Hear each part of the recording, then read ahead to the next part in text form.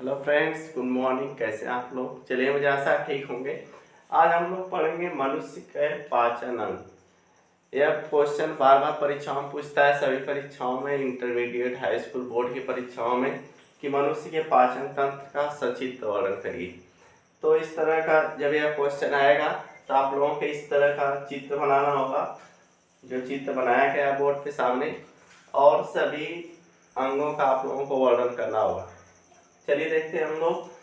तो यहाँ पे माउथ लिखा है, फिर माउथ के पीछे का भाग जो होता है हमारा, उसको बक्कल कैविटी कहते हैं या मुख गुहा के नाम से जानते हैं। ठीक है। फिर यहाँ एक कीप के आकार की संरचना होती है। बक्कल कैविटी के पीछे एक कीप के आकार की संरचना होती है। इस तरह कीप के आकार की संरचना होती है। कीप मतलब इसे कुप्पी देखे होंगे आप लोग घर में, जो तेल डालते हैं। कीप के आकार की संरचना होती है, जिसको हम लोग फायरिंग्स कहते हैं। फायरिंग्स मतलब ग्रसनी, हिंदी में इसको क्या कहते हैं? ग्रसनी। उसके बाद ग्रसनी के पीछे एक नली की तरह संरचना होती है।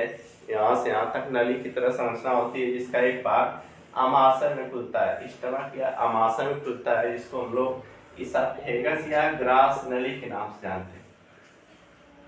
ग्रास नली के नाम से। बहुत अच्छे से समझिएगा, ध्यान लगा कि आज के बाद लोग चुटकी में इसको याद कर लेंगे। आज के बाद कभी भूलेगा नहीं है ना। हम ओवरऑल बता दे रहे, कोई रटने की जरूरत नहीं है कैसे पाचन होता है, कैसे क्या होता है। तो यहाँ से चलिए देखते हैं एक एक करके। पहले हम लोग माउथ या मुख गुहा के नाम से जानते हैं। ठीक है। बक्कल कैविटी, भोजन जैसे ही मुख में निगला जाता है, उसको दांतों की सहायता से चबाकर हम लोग दांतों की सहायता से चबाते हैं, फिर उसको भोजन को निगलते हैं। तो मुख गुहा में क्या होता है? भोजन को जीभ, दांत तथा सलाइवा की सहायता से उसको भोजन को खूब निगला जाता है। उसको एकदम हलवा की तरह, जिसको लुगदी कहते हैं, लुगदी बना के निगला जाता है भोजन को। तो भोजन ग्रसनी में आता है। कहाँ आता है? ग्रसनी में। ग्रसनी से होता हुआ इसोफेगस, ग्रास नली में आता है। यहाँ पे भोजन इस तरह आता है, इस तरह सरकते सरकते सरकते कहाँ जाएगा? आमाशय में आ गया भोजन। ठीक है। कुछ पदार्थों का या कुछ भोज्य पदार्थों का कह सकते हैं तो मुख में पाचन होता है। जैसे कार्बोहाइड्रेट वगैरह होता है, तो उसका कुछ मात्रा में पाचन यहाँ मुख में हुआ। बाकी भोजन को जो भी खाए, दाल चावल रोटी सब्जी, उसको हम लोग निगल लेते हैं। और कहाँ जाता है? वह पेट में आ गया। कहाँ से? ग्रास नली से। और एक चीज यहाँ पूछता है, ग्रास नली में कौन सी गति होती है? इसमें पेरिस्टाल्टिक मूवमेंट होती है, क्रमाकुंचन की गति होती है। इस तरह गति होती है। इस तरह इस तरह गति होती है, जिससे क्या होता है? भोजन इस तरह सरक के धीरे धीरे नीचे आता है। इसमें कोई पाचन क्रिया नहीं होती ग्रास नली में। ग्रास नली और फायरिंग्स में कोई पाचन क्रिया नहीं होती है। भोजन आपका, जो भी भोजन यहाँ दांतों की सहायता से चबा के घोटे हैं, वो कहाँ आ जाएगा? स्टमक में, आमाशय में आ जाता है। आमाशय में भोजन आ जाता है। ठीक है, ध्यान से सुनिएगा। एकदम इसी तरह परीक्षा में लिखता है। चित्र बना लेंगे तो लिखने में आसानी होती है। धीरे स्टेप बाय स्टेप क्या करते हैं? लिख देते हैं। कोई रटने की जरूरत नहीं पड़ेगी आपको। तो यहाँ पे भोजन कहाँ आ गया? आमाशय में आ जाता है, जो लुगदी समान। तो यहाँ आमाशय में कुछ एसिड्स वगैरह पाए जाते हैं, जैसे HCl वगैरह। HCl पाया जाता है। तो यह भोजन में आए हुए हानिकारक जीवाणुओं को, विषाणुओं को, जो भी भोजन के साथ चले गए होंगे, जैसे जो नॉनवेज खाते हैं, हड्डी वगैरह अगर अंदर चले जाते हैं, काटा साटा, तो उसको यह HCl क्या करता है? ये पे गला के रख देता है। ठीक है। और जीवाणुओं को मार देता है। और यहाँ भोजन को पूरा, यहाँ आमाशय में बहुत सारे एंजाइम्स भी आते हैं, लीवर वगैरह से, पैनक्रियाज से। तो उसको भोजन को पूरा एकदम मथ देते हैं एकदम। यदि एकदम छोटे छोटे टुकड़ों में तोड़ दिया गया यहाँ भोजन। अब भोजन यहाँ से सरक के कहाँ आएगा? यहाँ देखिए, डुओडेनम, ग्रहणी। यह ग्रहणी सी के आकार की संरचना होती है। यह छोटी आंत का ही भाग होता है। छोटी आंत का ये जो बीच में इस तरह देखिए, इस तरह गड़बड़ाया भाग है। हमारी छोटी आंत 6 से 7 मीटर लंबी होती है। जान लीजिए कितना मीटर? 6 से 7 मीटर लंबी होती है। जो इसी में इतना में क्या होती है? इस तरह लिपटी होती है इसी में अंदर। तो उसी का जो शुरुआती भाग है, उसी को क्या करते हैं? ग्रहणी करते हैं। तो भोजन आमाशय में सरक कर यहाँ पे कहाँ आ गया? ग्रहणी में।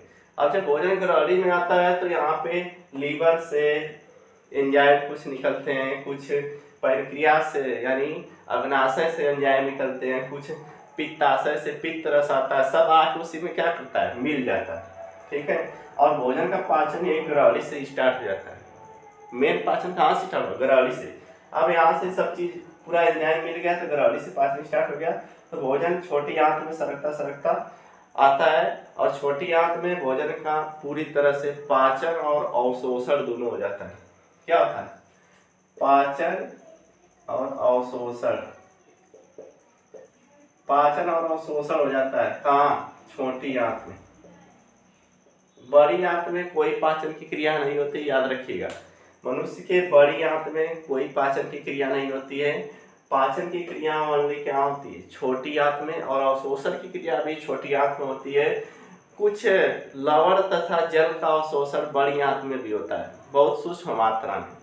जैसे यहाँ से ज़्यादा मात्रा में जल और कुछ लवण आ गए बड़ी आंत में सरक के, तो वहाँ पे कुछ मात्रा में बड़ी आंत में भी उसका क्या होता है, अवशोषण हो जाता है।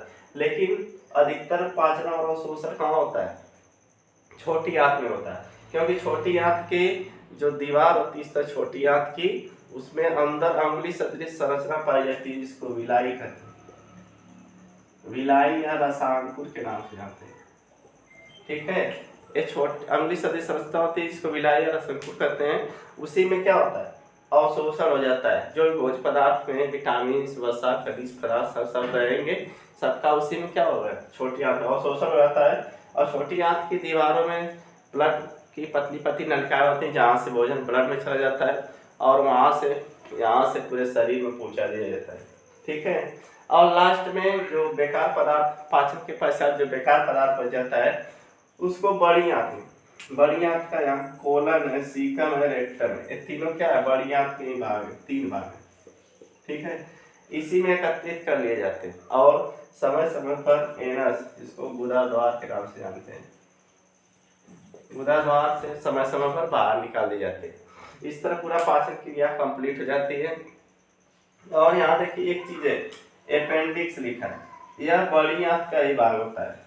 ठीक है, यह हम लोगों में अब अवशेषी अंग है मात्र। अवशेषी अंग मतलब ऐसे अंग जो पहले समय में कार्यरत थे, यानी उनका काम था हमारे शरीर में, लेकिन अब उनका काम नहीं की वजह से वो क्या हुए, उनकी बस थोड़ी सी मात्रा बची है हमारे शरीर में, पूरा विलुप्त नहीं हुए, बस थोड़ा बड़ा अंश बचा है, इसलिए उसको क्या कहते हैं, अवशोषी अंग कहते हैं। इसको अपेंडिक्स को। इसी अपेंडिक्स में गलती से कभी भोजन वगैरह फंस जाता है तो सड़ने लगता है, तो जहाँ दर्द होने लगता है, और इसी को ऑपरेशन करके डॉक्टर निकाल देता है, तो उसी को कहते हैं क्या, कि इनको अपेंडिक्स हुआ था, अपेंडिक्स का ऑपरेशन हुआ। ठीक है, ये रहा पाचन। प्लीज अगर कहीं भी समस्या आ रही है पाचन में तो कमेंट करके जरूर बताएं। अगर चैनल पे नए प्लीज चैनल को लाइक शेयर एंड सब्सक्राइब करना। Thank you.